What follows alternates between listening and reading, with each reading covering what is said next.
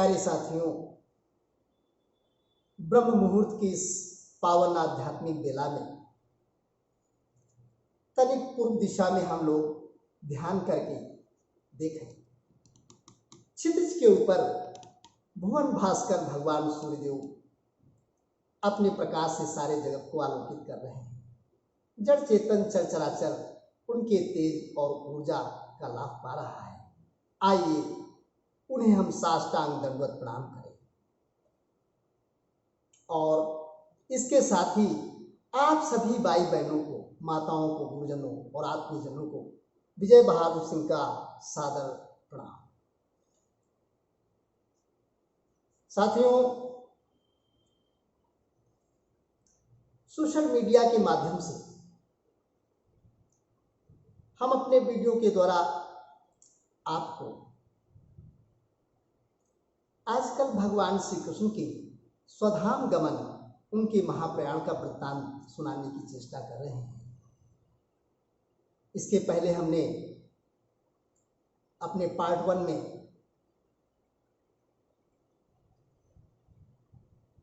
कृष्ण जी की मनसा का उल्लेख किया था। अपनी लीलाओं को समाप्त करने, राक्षसों का उद्धार करने, अर्जुन को गीता का उपदेश देने के उपरांत वो द्वारकापुरी में निवास कर रहे हैं और उनकी मनसा है कि अभी एक काम बाकी है और वो यदुवंशियों का संहार। और इसके लिए कोई ना कोई कारण तो होना ही चाहिए। बिना कारण के कोई कार्य नहीं होता। शास्त्रों में कारण और कार्य ये प्रकृति के ही रूप हैं। गांधारी का शाप तो था ही कृष्ण को और ऊपर से द्वारिका में यदुकुलों को, यदुवंशियों को, ऋषियों का भी श्राप हो गया। पिछले प्रसंग में आपने देखा कि किस प्रकार द्वारका के कुछ उद्दंड बालक, उनमें कृष्ण जी का भी एक पुत्र था जिसका नाम सांब था, उसको सजा के ले गए और ऋषियों के सामने पूछा, महाराज इसको पुत्र होगा या पुत्री होगी? ऋषियों का शाप तो अमोघ होता ही है और देख भी लेते हैं, सब जान लेते हैं। उन्होंने शाप दिया और कहा ये एक ऐसे लोहे के मूसल को जन्म देगी जिससे आप सभी ऋषियों का संहार हो जाएगा।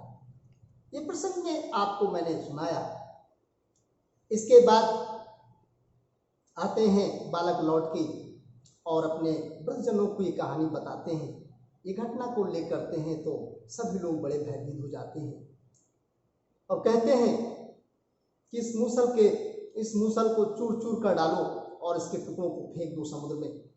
कोई चूरा जो मूसल का है वो ऐरक नामक एक बिना गांठ वाली घास उगाती है, वो उससे चूरे से बनता है और जो लोहे का टुकड़ा है उसको एक मछली निगल जाती है जो मछुआरे लोग पकड़ते हैं और किसी तरह एक जरा नामक बहेलिया है, वो अपने बाण में उस टुकड़े को, लोहे के टुकड़े को लगाता है और बाद में क्या होता है और देखें। इसके बाद आज का जो प्रसंग है उसमें ब्रह्मा आदि अपने प्रजापतियों के साथ, सनकादि ऋषियों के साथ, भगवान शंकर अपने रुद्रगणों के साथ, भूतगणों के साथ और इंद्र आदि देवता, मरुदगणों, आदित्य गणों के साथ वो द्वारका में पधारते हैं और ब्रह्मा जी भगवान से निवेदन करते हैं, हे परात्पर, अब आपका काम यहाँ पूरा हो गया और आप अपने गोलोक धाम चल के हम लोगों को प्रफुल्लित करें। आइए देखें, इसका रसास्वादन आप भी करें। एकादश स्कंद का ये प्रसंग बहुत ही रोचक, बहुत सुंदर है।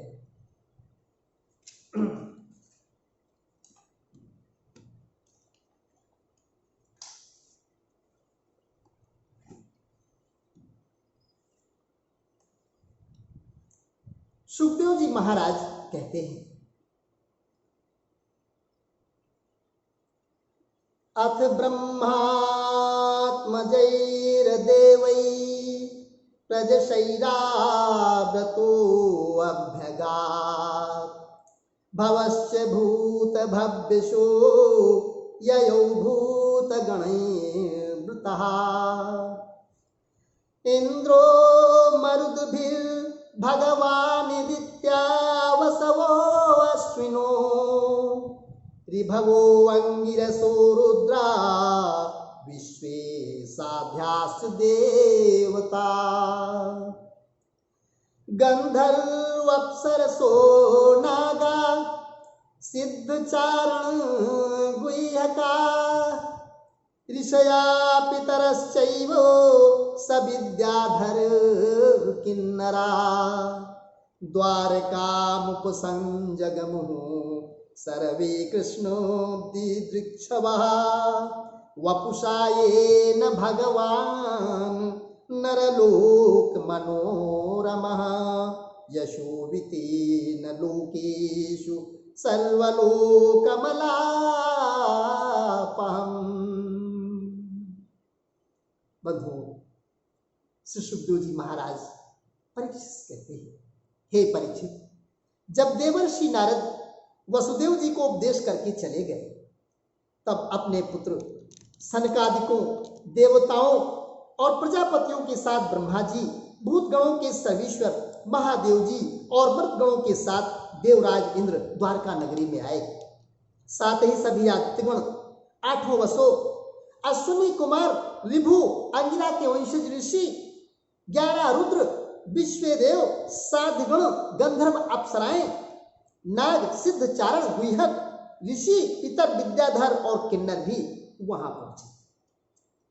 इन लोगों के आगमन का उद्देश्य यह था कि मनुष्य का सा मनोहर वेश धारण करने वाले और अपने श्याम सुंदर विग्रह से सभी लोगों का मन अपनी ओर खींचकर रमा लेने वाले भगवान श्री कृष्ण का दर्शन करें, क्योंकि इस समय उन्होंने अपना श्री विग्रह प्रकट करके उसके द्वारा तीनों लोकों में ऐसी पवित्र कीर्ति का विस्तार किया जो समस्त लोगों के पाप ताप को सदा सदा के लिए मिटा देती है। तस्यां विभ्राजमानायां समृद्धायां महरिद्भिः व्यचक्षता वितृप्ताक्षा कृष्णमद्भुत दर्शनम् स्वर्गोद्यानोपगैर्माल्याश्च साधयन्तो यदुत्तमम् गीर्भिश्चित्रपदार्थाभिः तुष्ट्वर्जगदीश्वरम्। द्वारकापुरी सब प्रकार की संपत्ति और आश्रयों से समृद्ध तथा अलौकिक दीप से दीप्यमान हो रही है। वहां आकर उन लोगों ने अनूठी छवि से युक्त भगवान श्री कृष्ण के दर्शन किए। भगवान की रूप माधुरी का निर्निमेष नयनों से पान करने पर भी उनके नेत्र तृप्त न होते थे। वे एकटक बहुत देर तक उन्हें देखते रहे। उन लोगों ने स्वर्ग के उद्यान, नंदन वन, चैत्र आदि के दिव्य पुष्पों से जगदीश्वर भगवान श्री कृष्ण को ढक दिया और चित्र विचित्र पदों तथा अर्थों से युक्त वाणी के द्वारा उनकी स्तुति करने लगे। भक्तगणों, स्तुति लंबी है और इस प्रसंग के हिसाब से इस स्तुति को हम यहाँ नहीं पढ़ते हैं, हम आगे स्किप करते हैं थोड़ा सा। बादरायणी उवाच, उन ब्रह्मादि संकादिकों ने स्तुति करने के बाद महाराज सुखदेव जी महाराज कहते हैं, इत्यभीस्तूय विबुधै शेषः शतधृतिर् हरिम् अभ्यभाषते गोविंदम प्रणम्याम्बरम मासितः। श्री सुखदेव जी कहते हैं, परीक्षित, समस्त देवताओं और भगवान शंकर के साथ ब्रह्मा जी ने इस प्रकार भगवान की स्तुति की। इसके बाद वे प्रणाम करके अपने धाम जाने के लिए आकाश में स्थित होकर भगवान से इस प्रकार कहने लगे। ब्रह्मवाच, ब्रह्मा जी ने कहा भगवान श्री कृष्ण से, भूमेर भारावतारा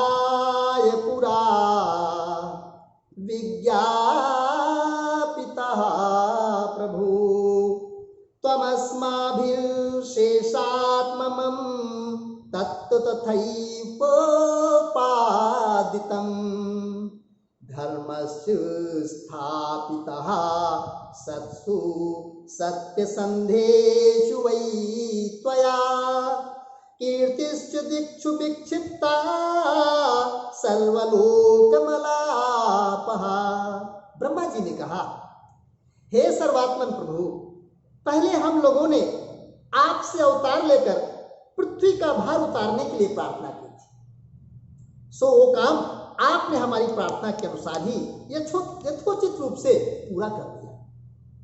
आपने सत्यपारायण साधु पुरुषों के कल्याण धर्म की स्थापना भी कर दी और 10 दिशाओं में ऐसी कीर्ति फैला दी जिसे सुनाकर सब लोग अपने मन का मैल मिटा लेते हैं।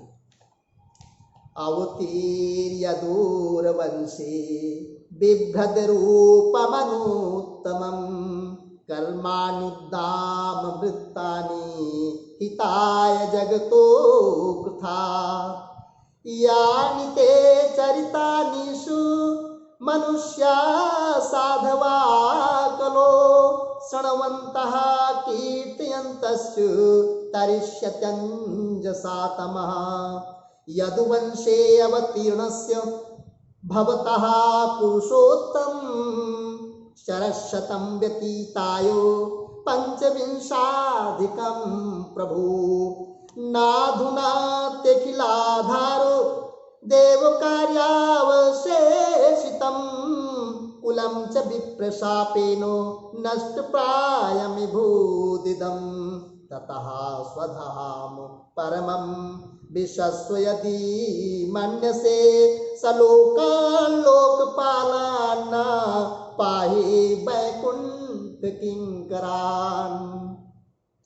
आपने सर्वोत्तम रूप धारण करके यदुवंश में अवतार लिया और जगत के हित के लिए उदारता और पराक्रम से भरी अनेकों लीलाएं की।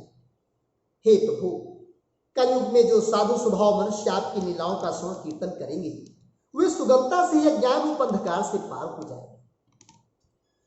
पुरुषोत्तम सर्वशक्तिमान प्रभु, आपको यदुवंश में अवतार ग्रहण किए 125 वर्ष बीत गए। हे सर्वाधार, अब हम लोगों का ऐसा कोई काम बाकी नहीं है जिसे पूर्ण करने के लिए आप यहाँ रहने की आवश्यकता हो। ब्राह्मणों के शाप के कारण आपका ये कुल भी एक प्रकार से नष्ट ही हो चुका है। इसलिए हे वैकुंठनाथ, यदि आप उचित समझें तो अपने परम धाम पधारिए और अपने सेवक हम लोकपालों का, हमारे लोगों का पालन पोषण कीजिए। श्री भगवान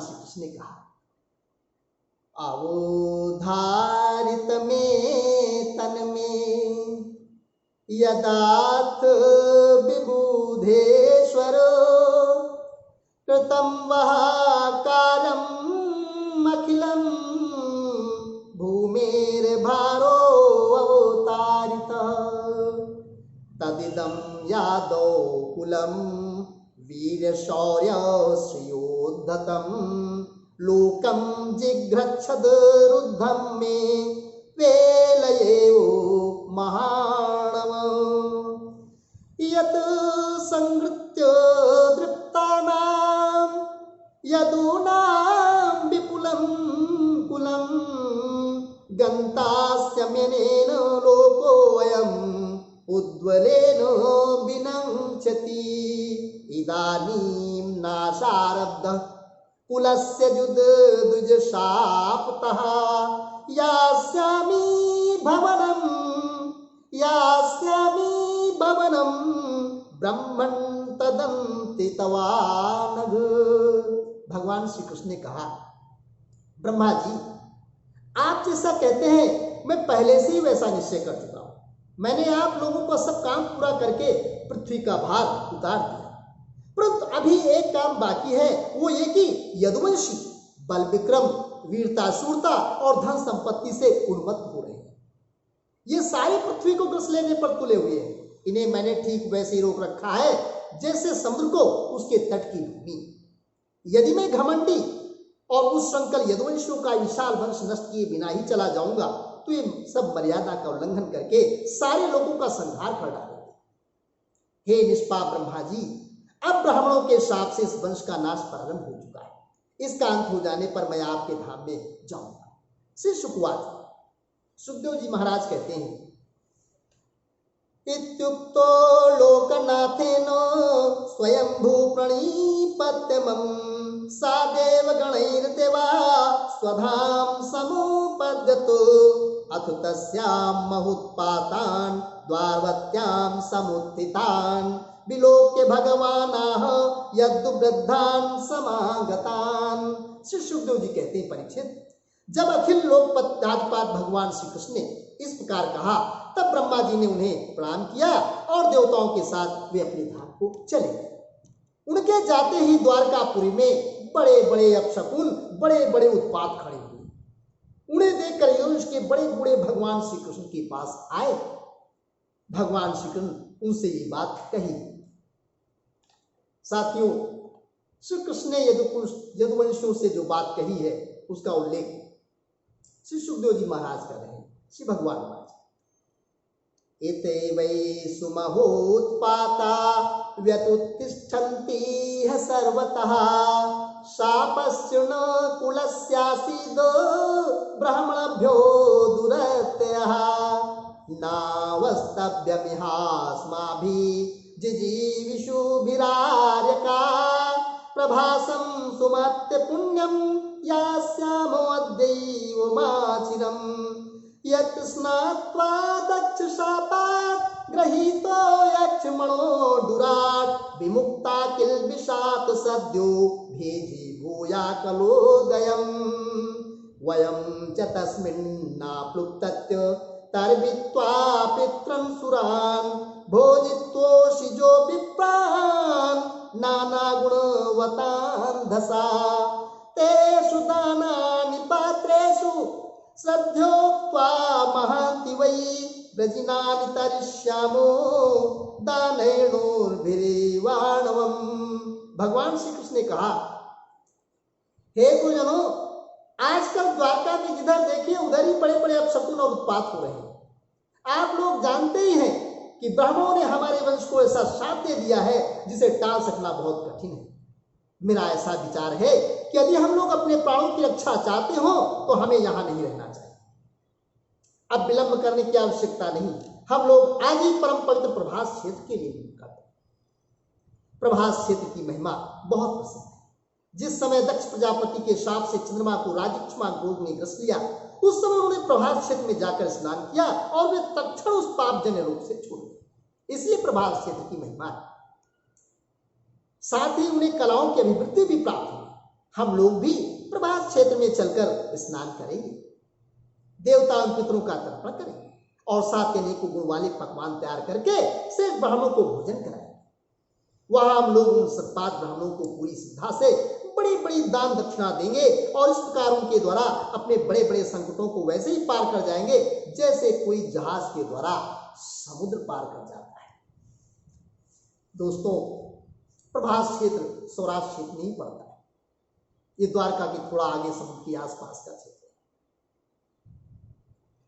श्री शुकवाच, एवं भगवता दिष्टा यादवः कुलो नंदनः गन्तुं प्रतिधीयस्तीर्थं स्यन्दनान् समयुयोजन् तन्निरीक्षोद्धवो राजन् श्रुत्वा भगवतोदितं दृष्ट्वा रिष्टानि घोराणि नित्यं कृष्णं मनोव्रतः विविक्त उपसंगम्य जगतामीश्वरेश्वरं प्रणम्य शीर्षा पादो प्राञ्जलितम् अभासत। श्री सुखदेव जी कहते हैं, कुलनंदन, जब भगवान श्री कृष्ण ने इस प्रकार आज्ञा दी तब यदुवंशियों ने एक मत से प्रभास जाने का निर्णय कर लिया और सब अपने अपने रथ सजाने जोड़ने लगे। हे परीक्षित, उद्धव जी भगवान श्री कृष्ण के बड़े प्रेमी और सेवक थे। बंधुओं, उद्धव जी कृष्ण के मित्र थे और बृहस्पति उनके वो शिष्य थे, बड़े ज्ञानी थे। उन्होंने जब यदुवंशियों को यात्रा की तैयारी करते देखा भगवान की आज्ञा सुनी और अत्यंत घोर अपशकुन देखे, तब वे जगत के एकमात्र अधिपति भगवान श्री कृष्ण के पास एकांत में गए, उनके चरणों पर अपना सिर रखकर प्रणाम किया और हाथ जोड़कर उनसे प्रार्थना करने लगे। बंधुओं, स्वधाम गमन के पहले भगवान श्री कृष्ण ने उद्धव को जो उपदेश दिया वही उद्धव गीता भी कहलाती है। हम लोग जानते हैं महाभारत के समय श्री कृष्ण ने जो उपदेश दिया था उसके पहले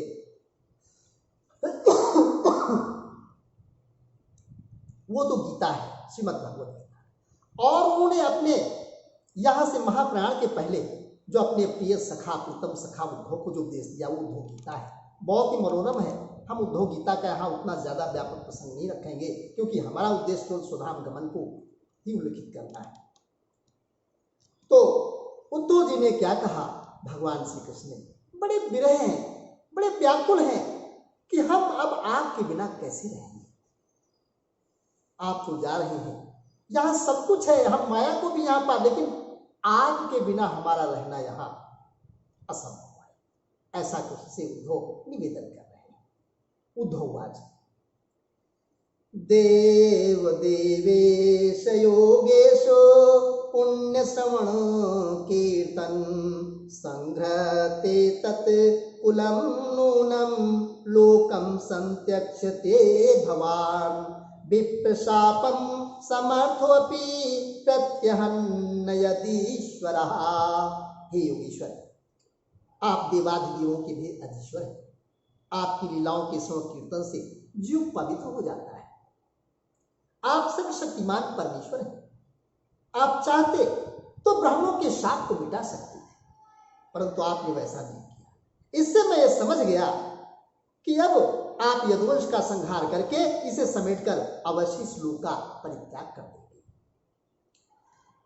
नाहं तवांघ्रि कमलम क्षणार्धमपि केशौ त्यक्तुं समुत्सहे नाथो स्वधामनय मामपि तव विकीर्तितं कृष्णो नृणां परमं मंगलम कर्णपीयूषमास्वाद्य त्यजन्त्यन्त स्पृहां जनः शय्यासनाटनस्थान स्नान क्रीडासनादिषु कथं त्वा प्रियमात्मानं वयं भक्तास्त्यजेमहि।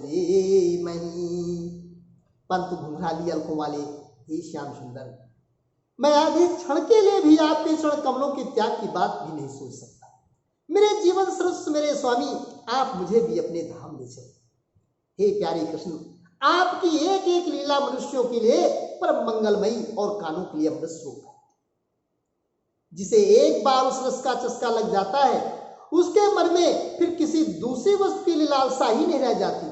हे प्रभु, हम तो उठते बैठते सोते जागते घूमते फिरते आपके साथ रहे।